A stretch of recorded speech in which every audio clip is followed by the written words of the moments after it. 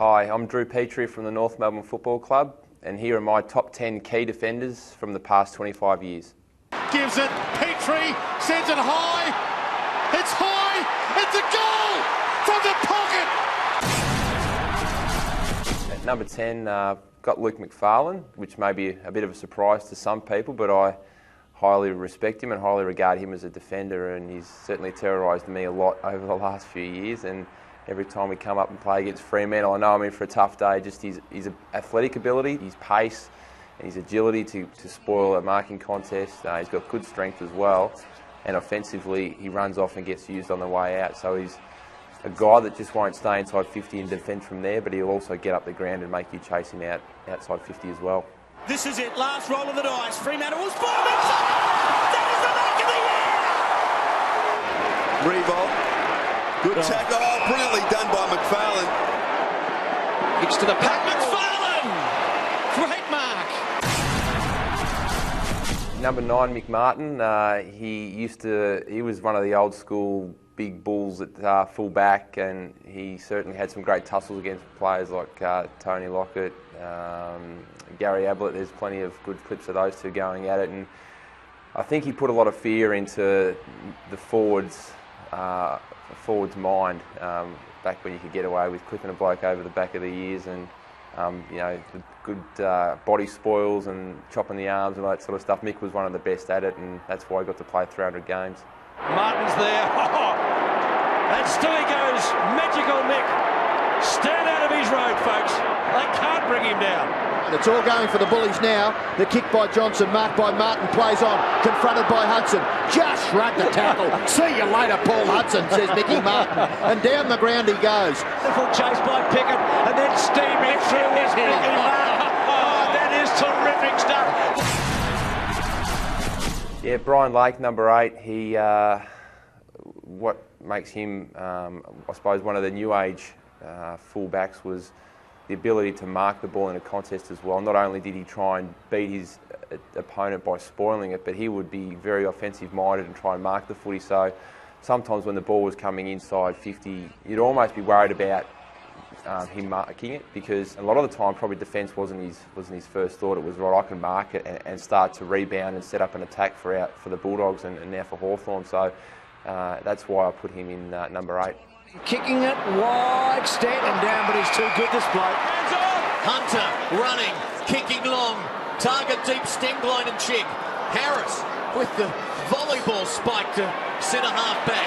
Riccardi's given them something at least, and this is a well-placed kick, but what a fist from Harris. Sensational stuff from Brian Harris. Tom Hollie at number 7, he was part of a great Geelong defence, and he was a bit of a general, obviously being the captain of the defence, but his spoiling ability, he had really good closing speed as well, and getting a fist in to nullify his opponent. You know you're in for a torrid day when you played the Cats, because they had so many good defenders, and for him it was about making that group gel as a defensive unit. That's what puts him up there as well. Hollie decides to back his judgment, brings the ball to the ground, but they're all Port players. Cassisi, what a smother! Sensational stuff. And Tom Hollie hasn't put too many feet wrong today. Floats the kick.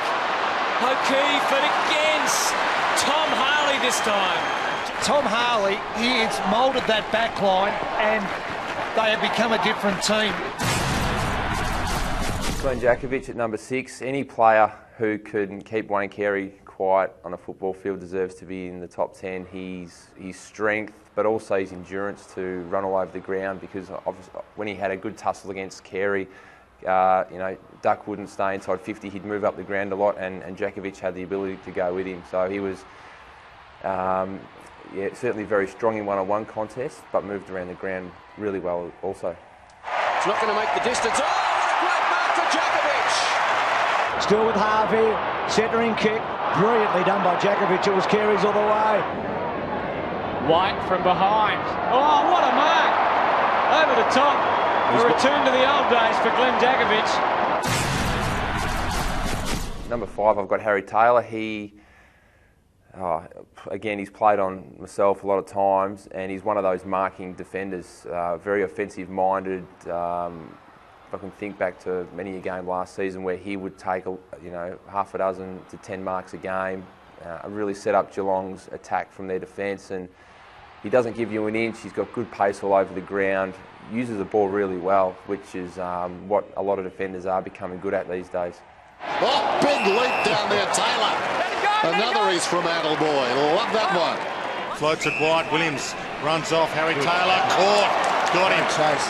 Handball comes to Revolt. Revolt, oh, what a smother. Great smother.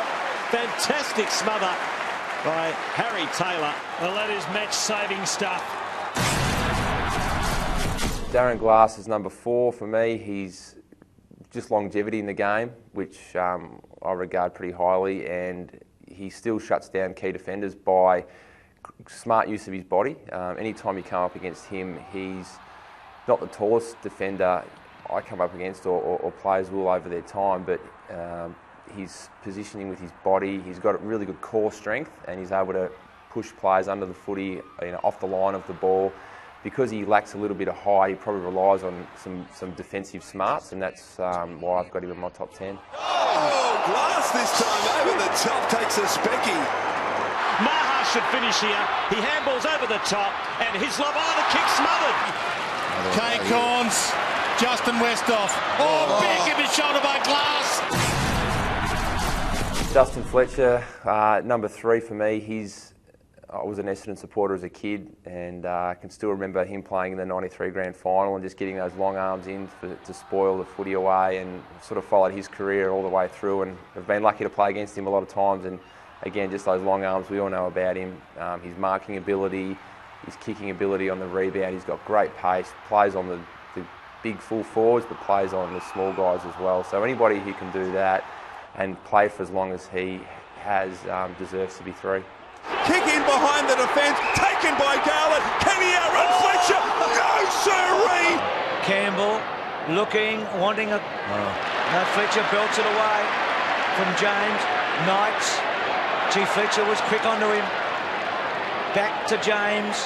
He's got Knights if he wants him. Not sure. Just made confusion. Didn't go and charge at him. Fantastic play from Dustin Fletcher. He's gone to Dustin. He's gone to Torp. He's got plenty of carry. It's going. It's going. It's gone. At number 2, I've got Stephen Silvani. He was a slightly undersized key defender, I suppose, for the era that he played in, but he certainly matched, the big full forwards of the competition with his agility and just his closing speed, and he was really good at wrapping up the arms and just mauling his opponents, and he had a good offensive capabilities as well, even though I suppose the defenders back then weren't renowned for that. He sort of had the ability to make his man chase him on the way out as well. Todd Ridley, long kick towards Salmon. Silvani, sensational. Brings it back in front of goal to kick it. Oh, great mark, Silvani. Oh! That's the Silvani we know. At number 1 is Matthew Scarlett.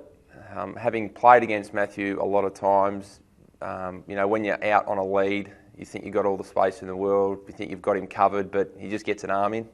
He's got his pace is really good. He's got good courage, but really good footy smarts. And him along with Brian Lake were probably the 2 that almost pioneered the offensive defender. Those who mark the footy in a contest, as well as rebound from 50. His body use and positioning, I'm sure he's a strong guy, but just the smarts, similar to what Darren Glass did as well, enabling him to push you off the line of the footy was really clever, and gave him that all-round ability to play on the talls and the smalls as well. Hurries one towards Gehrig, one out with Scarlett. Good duel, and the All-Australian fullback prevails. Well, that was nice. Chance, Scarlett leaves his man Rocker and comes to meet it. Well played, Scarlett. Chips in, it'll bounce. Lynch comes out to meet. He's wrapped up in the end. Bradshaw, Scarlett gives the contest.